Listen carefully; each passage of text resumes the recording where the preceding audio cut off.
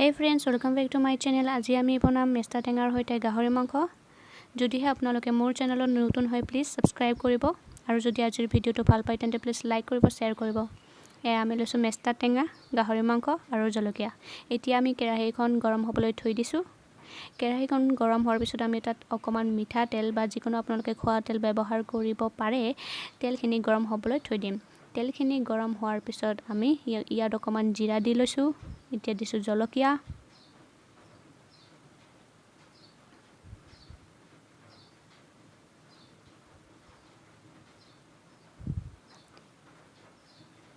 এতিয়া অকমান হালধি দিম। যেনেদৰে আপোনালোকে গাহৰি মাংস ভাজি খায় তেনেদৰে ভাজি ল'ব। এয়া দিলো হালধি। এতিয়া আমি ইয়াত গাহৰি মাংসখিনি দি দিম। অকমান সাৱধানকৈ দিব দেই।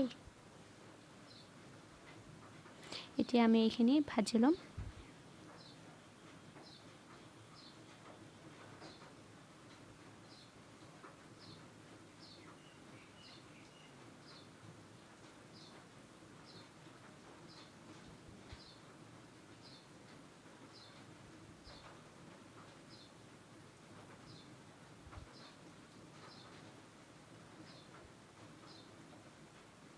এতিয়া আমি নিমখ দি পেলাই এইখিনি ভালদৰে অকমান মিক্স কৰি পেলাই ভাজি লৈ ল'ম।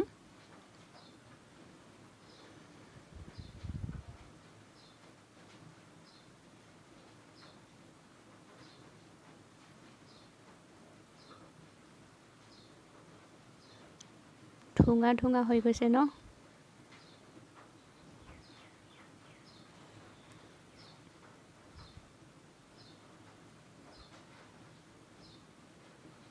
এয়া আমাৰ মাংস এতিয়া ৰঙা ৰঙা হৈ গৈছে। এতিয়া আমি মেষ্টা টেঙাখিনি ইয়াত দি দিম। এনেকৈ ৰঙা হোৱালৈকে আপোনালোকে গাহৰি মাংসখিনি ভাজি ল'ব।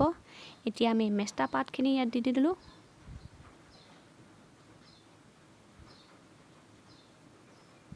আপোনালোকে বাৰু এনেদৰে গাহৰি মাংসৰ সৈতে মেষ্টা টেঙা ৰান্ধি খাইছেনে? যদি খনে এবাৰ খাই চাব আৰু কেনে পাইছে জনাব দেই।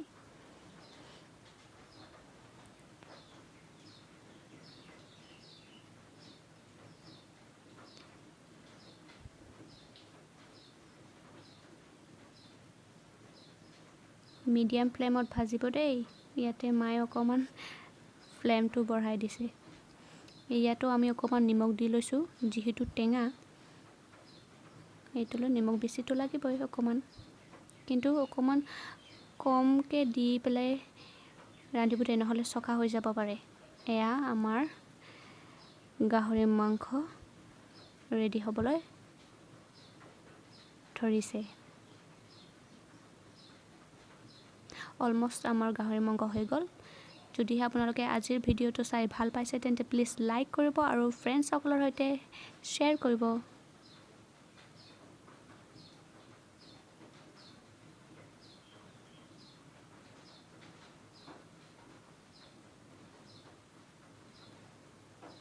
এতিয়া আমি অকমান পানী দিছোঁ যাতে ভালদৰে মাংসখিনি সিজে,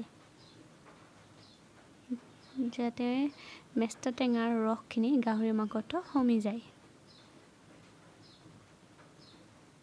এতিয়া আমি এইখিনি ভালদৰে ঢাকি থৈ দিম, ভালদৰে উতল অহালৈকে। এয়া দেখিছেনে আমাৰ গাহৰি মাংস এতিয়া ৰেডি হৈ গ'ল। আপোনালোকে পানীখিনি পূৰা শুকাইও ল'ব পাৰে বা এনেকৈ ৰাখিব পাৰে। থেংক ইউ ফৰ ৱাচিং। Bye bye.